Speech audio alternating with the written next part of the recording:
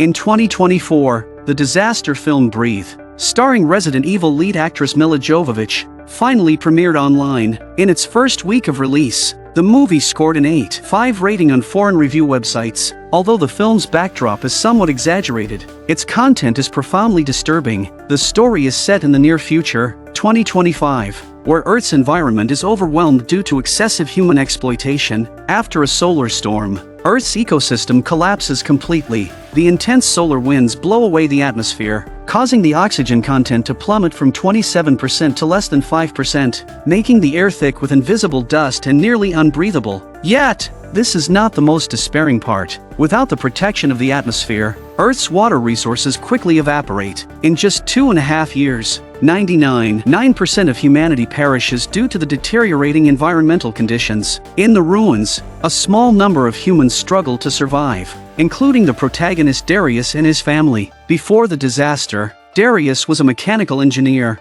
and using his knowledge of mechanical physics, he built a refuge in the apocalypse. The entire shelter is powered by 6 solar panels, with internal water circulation and oxygen purification systems. A small farm barely provides occasional fruits and vegetables for the family, although the shelter has protected the family of 3. Over time, Darius's stored food and water begin to run low, and the aging equipment frequently breaks down, forcing Darius to constantly make repairs. To survive, he has to venture out to find supplies, but the surrounding resources have long been scavenged, compelling Darius to travel further. One morning, as usual, Darius dons his gear and, after saying goodbye to his daughter Zora, heads northwest with a cart. However, Darius does not return for 6 months, never to be seen again. Zora and her mother Maya sense that something might have happened to Darius, but Zora refuses to accept this reality and broadcasts daily on the Survivor channel, hoping Darius can hear her. Unbeknownst to Zora, her broadcasts attract deadly danger to the mother and daughter. One morning, just as Zora and Maya are about to go out searching for supplies, they spot 2 figures approaching from a distance. Maya quickly hides with Zora, and Zora sees that the 2 survivors are heading straight for their shelter. The 2 pound on the shelter door but fail to make any impact. Just as they start using tools, a beeping sound alerts one of the intruders, Tess, to a leak in Maya's oxygen mask. Tess cautiously approaches but finds nothing. As Tess is about to report back to her companion, Zora and Maya suddenly rush out from their hiding spot, knocking Tess over and seizing her weapon. Maya then opens the door and takes Zora back into the shelter. Noticing the locked iron door, Tess spots a camera nearby. It turns out they are Darius's colleagues, with their shelter on the other side of the city. But as time passed, the oxygen system in Tess's shelter malfunctioned, and despite her efforts, she couldn't fix it. Tess thought of Darius and hoped he could help repair it. Hearing Tess's plea, Zora was a bit soft, but her mother on the side was very alert. She and her husband were in the same company. If the 2 were colleagues, how did she not know? Facing this skepticism, Tess reveals Darius and Zora's names, saying she met Darius only once, and insists that in these end times, everyone should help each other. Tess repeatedly promises they only want to inspect the oxygen system and will leave afterward. Still, Maya remains distrustful, knowing that in such a dire apocalypse, human nature is the most unreliable thing. Hearing that Tess might really know her father, Zora wants to open the door. She knows my name. She knows your name. So damn what? So somehow she knows us. If she's telling the truth, and she could possibly replicate Dad's invention? Reluctantly, Maya finally unlocks the iron door. To prevent accidents, Maya has them place their weapons by the door. Not trusting them, Maya throws a rope to Tess, instructing her to tie up her companion, and then binds Tess herself. However, just as she leads Tess into the shelter, a 3rd person suddenly emerges from the shadows.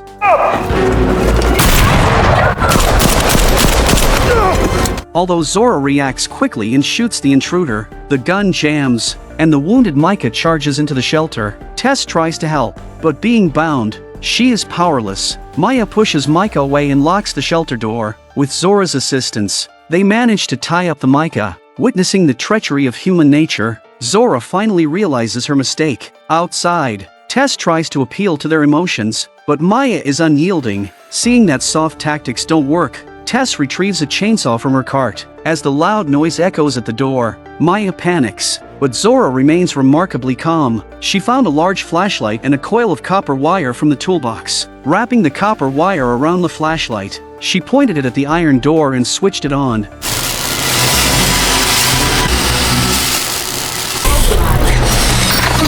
Seeing her chainsaw suddenly fail, Tess was puzzled, but now was not the time to dwell on it. She climbed the ladder to the shelter's roof. Next to the solar panels, she found an exhaust pipe. Using tools, Tess blocked the exhaust pipe. Inside the shelter, the system quickly sounded an alarm. Maya instantly realized Tess had blocked the exhaust vent. She shut down the main exhaust vent and headed to the back door to open the backup duct. But as soon as she stepped out, Tess ambushed her. Meanwhile, Micah had somehow freed himself from his bindings. He took Zora hostage, but as he tried to open the door, he felt dizzy and suffocated to death. It turned out that blocking the exhaust vent had depleted the shelter's oxygen. With already limited oxygen, the struggle had used up what little was left. Bound and exhausted, Zora felt dizzy as well. Just as she was about to pass out, the oxygen generator produced enough to sustain her. While the others outside were running out of air, Tess threatened Maya with a gun to open the door, but the iron door was controlled by an access key,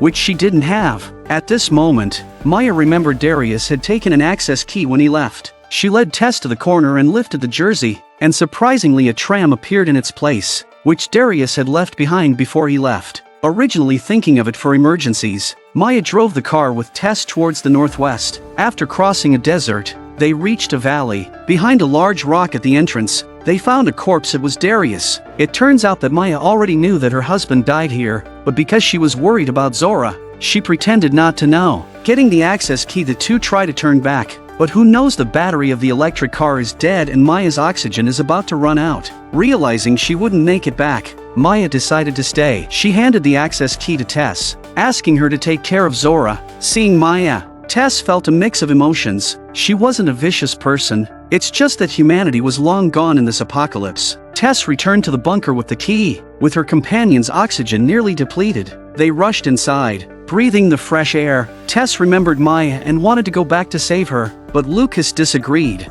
threatening Tess with a gun to open the oxygen system, intending to dismantle it. However, Tess found the oxygen generator in the shelter was old and barely functional, producing just enough oxygen for 2 people. Darius had left not to find supplies, but because there wasn't enough oxygen, the trio knew about the shelter from Zora's broadcasts. Upon hearing Tess's explanation, Lucas shot her.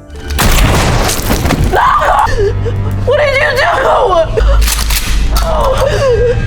Since he couldn't leave, Lucas decided to take over the shelter, locking the iron door to make it his own. But just as Lucas is about to have a feast, the lights in the bunker suddenly go out and the oxygen generating equipment stops working. Zora told him that the solar system on the roof might have failed, and if it wasn't repaired, the oxygen in the shelter would last only 5 minutes. Hearing Zora's words, Lucas regretted killing Tess. Lacking technical skills, he could only have Zora fix the battery. To prevent Zora from tricking him, Lucas gave her just enough oxygen for 10 minutes. As soon as Zora reached the rooftop, she saw her mother. Maya hadn't died. She had only run out of oxygen earlier. Maya originally intended to die alongside Darius, but when she looked back, she found a small sapling growing near his body. The presence of a sapling indicated that the Earth's environment was beginning to recover. She removed her mask and found that there was indeed some oxygen in the air. Although the murky air made it difficult for Maya to breathe, it was just enough to survive. Maya quietly returned to the surface and witnessed Lucas shooting Tess. She then cut off the power supply,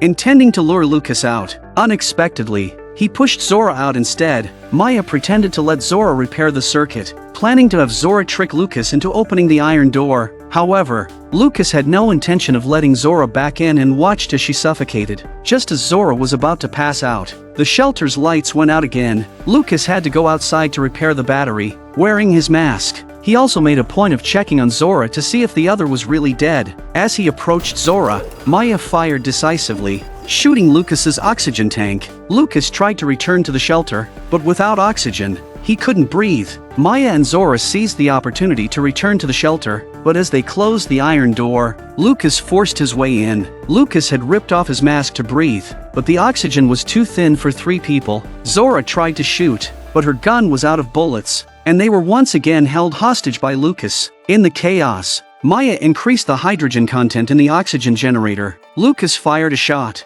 causing the hydrogen to explode. Portable life support. Please. In the moment of the explosion, Zora dragged Maya into a compartment, with the oxygen equipment damaged in the blast. the shelter became uninhabitable. The two of them had no choice but to drive the electric car in search of a new refuge, but the entire Earth had long been devastated. Where could they find safety?